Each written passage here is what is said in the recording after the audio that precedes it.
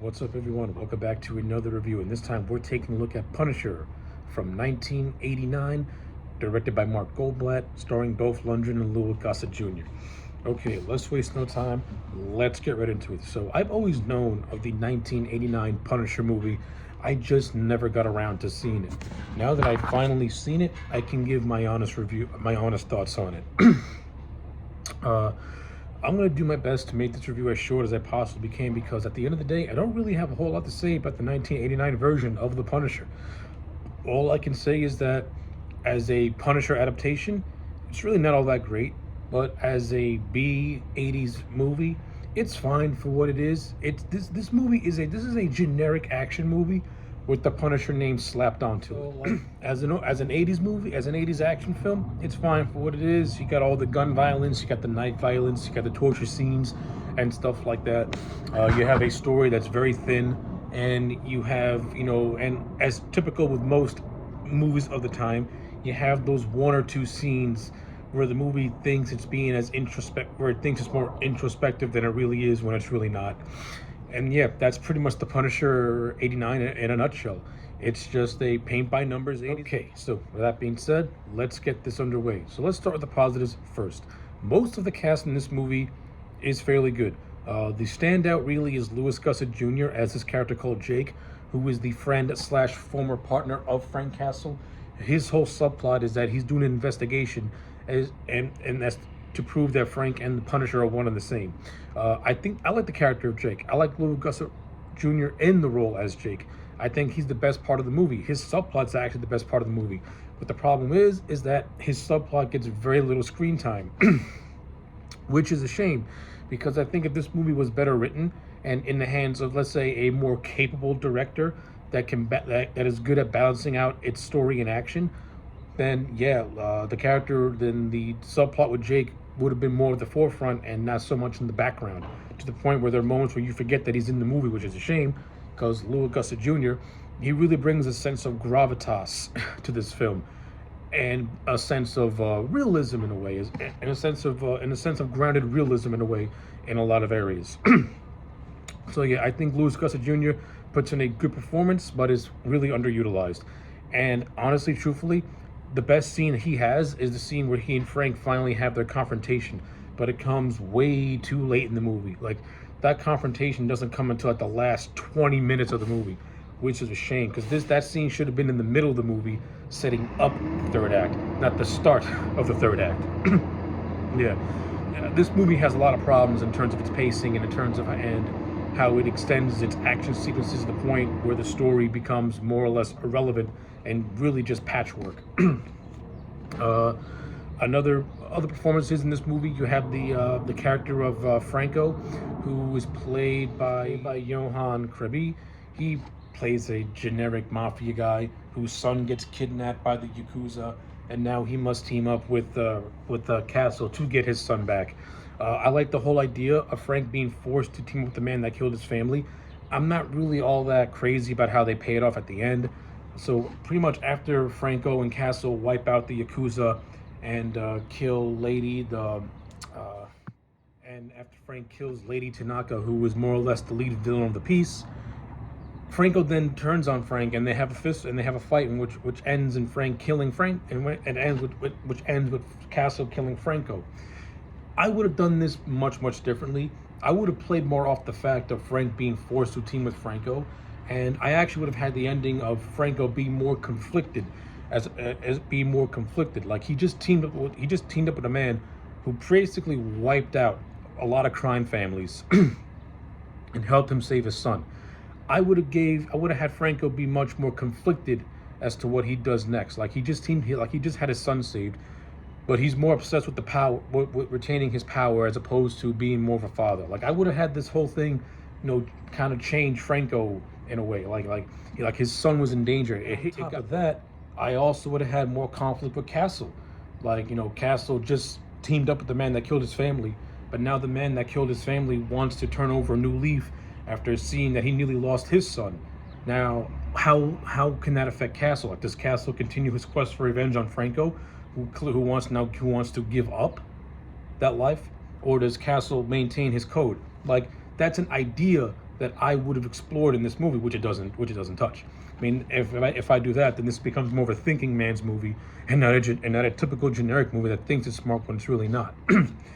But even though it breaks down into the typical Frank Castle eventually kills Franco after the little brawl they have, you do get a really good scene where Franco's son Tommy sees the whole thing happens, and then Castle tells Tommy, grow up to you're a good boy, grow up to be a good man, because if you don't, then I'm coming for you. But I also like how it plays into Frank's character. Frank's whole MO is that if you're guilty, you're dead. Franco was guilty. He killed Franco. Castle killed Franco in front of his son Tommy. Punisher, living by his code, actually tells Tommy, listen, I'm guilty. Shoot me, basically. It plays into Frank Castle's code that was established in this movie. I like it. That's what the Punisher would do. The Punisher would do something like that. He'll punish, that also raises the question of who punishes the Punisher. It's an idea that is set up, and you have a decent enough payoff at the end. Now, again, if it was a much more smarter movie, it would have been explored in a much more resonating way. But given the time period and given what we got in this, it's a give and take. So just take it. Other supporting cast members in this movie, they all fill out their roles relatively well. The actress who played Lady Tanaka comes across as a very imposing villain. She's the first female to lead the Japanese Yakuza, and she actually comes across as very intimidating and very cold. And I actually like when she's in her geisha outfit, especially with the makeup and everything, because it gives her a very just ghostly looking appearance that's very intimidating. So yeah, I actually thought Lady Tanaka was an actual decent villain. She's a female villain done right. And she comes across as intimidating and somebody who you want to see dead, because she kidnaps all the children of the mafia as a way for them to just be at her mercy. She's a smart villain, so I like that. And everyone else in the supporting cast is fine too. You have this homeless thespian who thinks he's an actor. He's supposed to be this movie's version of Microchip, or more or less. It's whatever. I didn't really laugh at his jokes. This movie does have some decent one-liners here and there, so give that for what it is. In terms of the action sequences, you get what you get in an 80s action movie. It's there, they're entertaining, they do drag on way too long, and you kind of just become numb to it because it's just shooting and stabbing and shooting and stabbing and then running over with cars and stuff like that. This movie's all action. This movie's all action and very little story. So you get what you get, and what you get is decent. In terms of Mark Goldblatt as a director, listen, as an editor, he's fantastic. This is the man that worked on Terminator. As a director, he's fine. You do get some cool visual shots where it feels like you're watching a comic book movie. So he does. You do get some good perspective shot scenes as well. So I'm not gonna say Mark Goldblatt was bad behind the director's chair, because he wasn't. The cinematography was done fine. This is a movie that it feels like a movie, and you do get some cool scenes, especially when Frank Castle's in the sewers. I like how foreboding and how dimly lit they made it look. It looks really cool. Negatives. A lot of negatives in this movie. Not enough Punisher lore is explored in this movie. Frank don't have his signature logo, which I think was a mistake. There's no reason why it shouldn't be in there. The movie didn't really explore Frank Castle as a character enough. He's too mysterious for my taste, and I don't like that. Frank Castle is not like Batman. You don't got to keep the Punisher mysterious. We all know the Punisher's MO. But they do keep the core basics of his family dying in a mob crossfire. Of course, Frank's origin varies from continuity to continuity. One, he's a cop. One, he's a former military. And this one, he's a cop. But the sense of him losing his family is still there, and him using that to pretty much wage a one-man war against crime is still there as well. But not too much introspective moments with Frank. You have a handful of voiceovers that Dolph Lundgren does, where he's questioning God as to whether or not what he's doing is making any sort of difference. That stuff is set up, but it's not really fully explored. Just because you set it up It doesn't make your movie smart, because you actually have to explore that. And now let's get on to the one thing that I purposely avoided for one reason, and that is Dolph Lundgren in the title role of Frank Castle, the Punisher. Now, I am not a Dolph Lundgren fan. Not to say I hate the man as an actor, because I don't. I just don't go out of my way to watch Dolph Lundgren movies. Now, since he's in the role of one of my favorite superheroes of all time, what do I think of his performance? He's no Thomas Jane, he's no Ray Stevenson, and he's no John Bernthal. I think Dolph Lundgren did the best he could with the script that he was given, but I also think that Lundgren was miscast. I think Lundgren, he's too monosyllabic as Frank Castle. The man sounds like he hadn't slept in 100 years. Now, that can also add a lot to the Punisher's, character in this movie as well. Or that's just Dolph Lundgren just not really being a good actor, and that's just the director having to work with the limitations of his lead. But in terms of how Dolph Lundgren handles certain scenes in this movie, I thought he was fine. I think the two scenes where Lundgren really showcases his abilities is the scene with Louis Gossett Jr. in the prison cell, and the scene with the little boy at the end of the movie. Those scenes really highlight Lundgren as an actor, where you do say to yourself, wow, this guy really can act if he's given the chance to. But those scenes are very few and far between, because most of Lundgren is just spouting out one-liners and killing bad guys. That's basically it. And that's why I don't think Lundgren was really the best choice to play Frank Castle, the Punisher.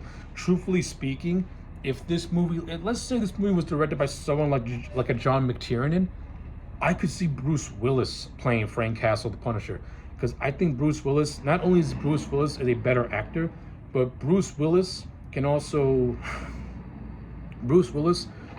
go into those introspective moments and really make you deep dive into a character, which is something that Bruce Willis doesn't get enough credit for, because Bruce Willis is a great actor, even when he's not doing action movies.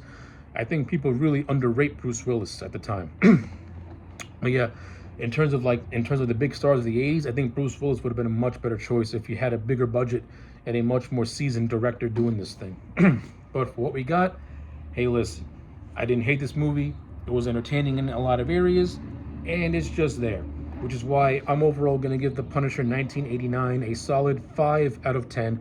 It's a middle-of-the-road movie. It's not a bad adaptation of The Punisher, but it sets up things that could have been explored much better if you actually had a better writer and a better director that was good at flushing these things out and balancing the more dramatic aspects with the action aspects. Instead, we have a director that was focused fully more on action, and a lot of the human and story elements that the Punisher is really best with is put to the wayside and only just hinted at, but not fully explored. So yeah, 5 out of 10 for Punisher 89. Let me know your thoughts in the comment sections down below. Like the video and subscribe, and I'll check you back next time for more.